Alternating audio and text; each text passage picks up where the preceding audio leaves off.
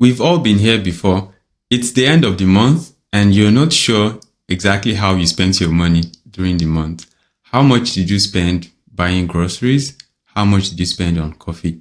In this video, I'm going to be showing you a simple way to automate your monthly expense report. No third-party apps needed, no subscription needed. This is all going to be for free.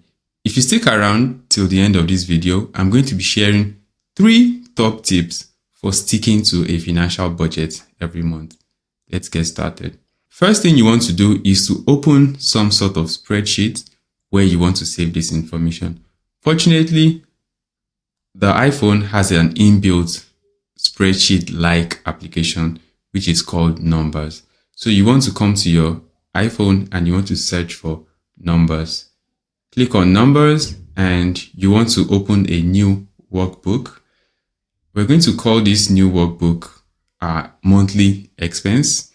You can start with a blank template, and what you want to do is to name the table whatever name you can relate with. For this example, I'm going to be naming it expense table. Name this expense table. That's good. What you want to do next is to name the sheet. You can do that by simply double tapping on the name. So when you double tap here, it's going to become editable. So we're going to name this expense sheet. That's good. And the last thing you want to do is to rename the actual workbook. So I'm going to rename this workbook as monthly expense workbook.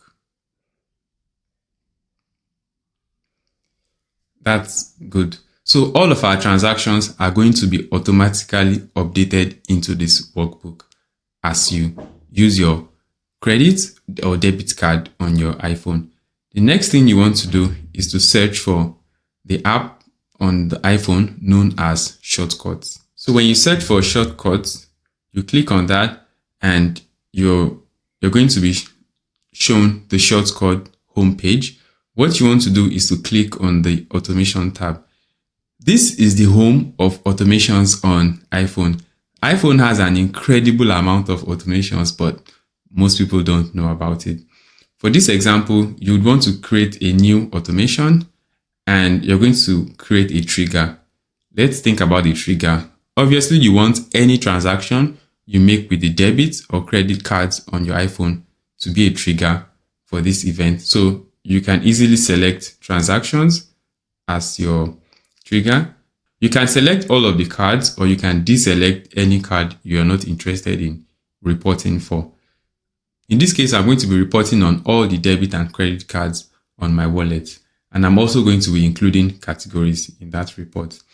You can choose to run the automation immediately after the transaction is done, or you can add a confirmation step. It makes sense to just run the automations when the transaction is done, but you can choose to get a notification just to know the automation has successfully run. You can also filter down by merchants if you want. In this case, I'm just going to report for all the merchants. What you want to do is to click on Next. Then you can set up what happens when a transaction occurs. For this example, we're going to be adding the details of that transaction to the table we created earlier. But you can do other things like create a note or also maybe create a journal entry or whatever you'd like to do with that data. For this example, we're just going to be entering that data into the numbers worksheet we created earlier. So I'm just going to select add row to top or bottom of table. We're in here. The first thing you want to do is to select the spreadsheet you want to be working with. Remember, we created this worksheet for this example. So I'm just going to be opening up that workbook. Now you need to select the sheet name, but remember our sheet name was expenses sheet. So you want to enter that exactly. And then you also want to enter the name of the table from that worksheet. Remember, we named our table expenses table. So I'm just going to be putting that in now as expenses table. That's good. So now you need to say what data you want to be recorded in the workbook. So you click on values and you can scroll left on this sidebar. I'm going to be scrolling left until I get to current date. So the first thing I want to record in the worksheet is the date I am making that transaction. So I click on current date. You can select whatever format you want, but I'm just going to leave it as date. I'm going to close this and then I go back. Then I can choose to add other fields to the workbook by tapping on this plus icon. So I tap on that. After you tap on that, you can scroll left on this bar. I'm just going to scroll until I get into shortcut input. By selecting shortcut input, it's added to the page, but you can still further tap on the shortcut input text to say which actual field from the transaction details you want to pull in.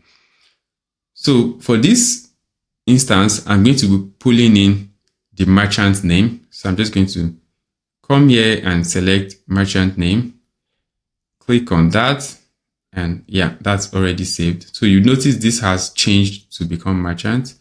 I can close this and then add another field by clicking on the plus.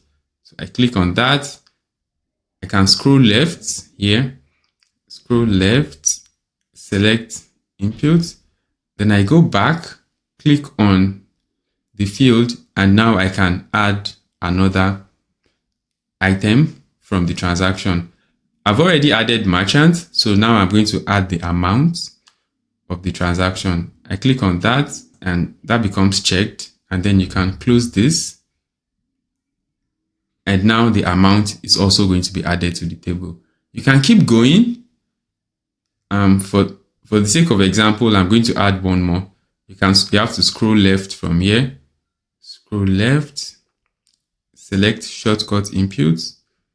Once you have that on the screen, you can now select it on the screen. And you can choose to add if the transaction is a card transaction or a pass transaction. So I'm going to just click to add that and close this.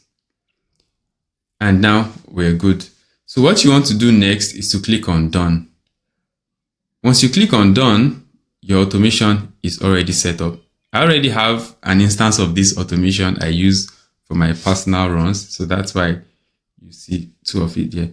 So what happens after you have this set up is anytime a transaction is carried out using any of the cards you have in your iPhone, an entry is going to be automatically added to the table. This is another sheet I have created just for this example purpose.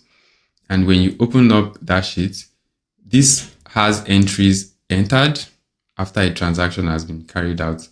So on this MasterCard, on this date and time, I carried out a transaction at this merchant and the amount was $5.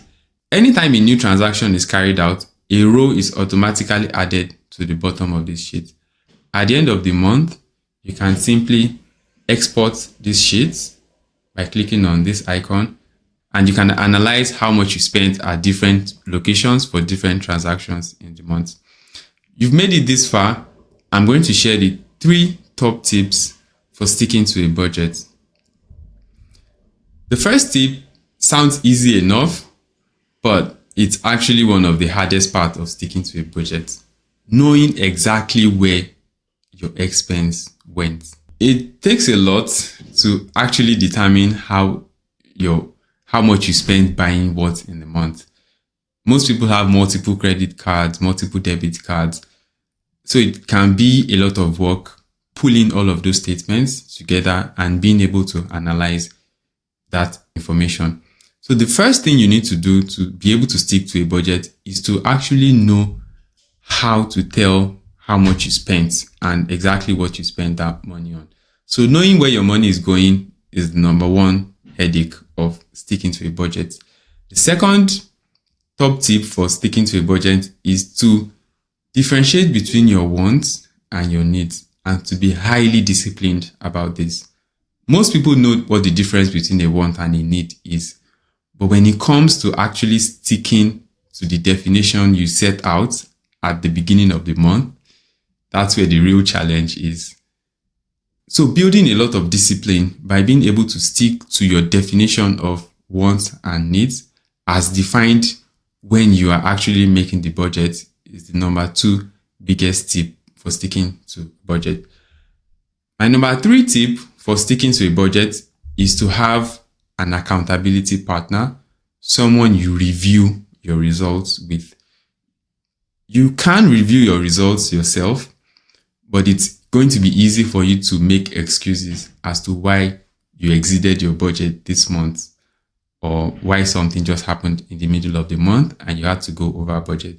But if you had an accountability partner, it could be your spouse, it could be your significant other, or it could be your sibling, they can usually tell you the truth from an objective and impartial perspective.